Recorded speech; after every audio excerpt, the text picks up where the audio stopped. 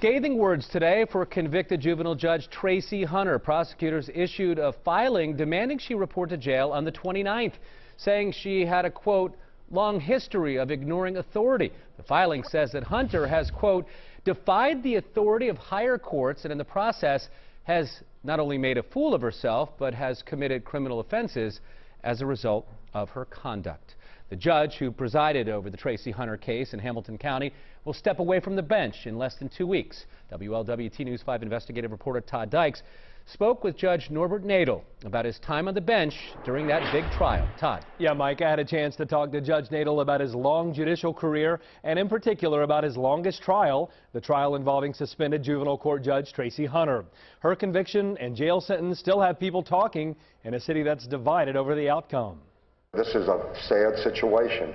On the day he sentenced Tracie Hunter to 6 months in jail for having an unlawful interest in a public contract, Judge Norbert Nadel turned to his 30-plus years on the bench for perspective.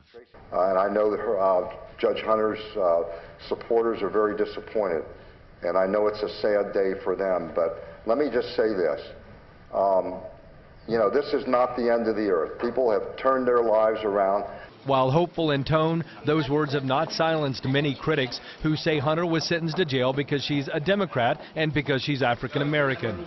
While reluctant to talk specifically about the Hunter case since her defense team is challenging the ruling, Judge Nadel says he's committed to fairness. I try to be consistent and I try to do what I feel is the right thing to do. And people can judge whatever they want to judge. They can. Let me say this. I'm an optimist.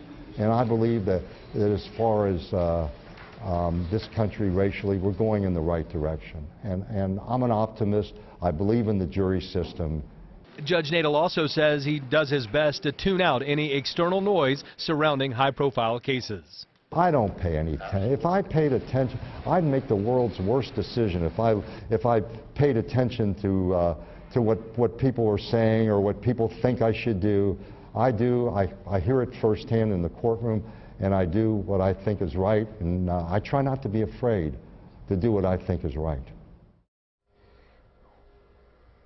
In addition to the Tracie Hunter trial, I asked Judge Nadel about other high-profile cases that he's presided over, including a famous case involving Pete Rose.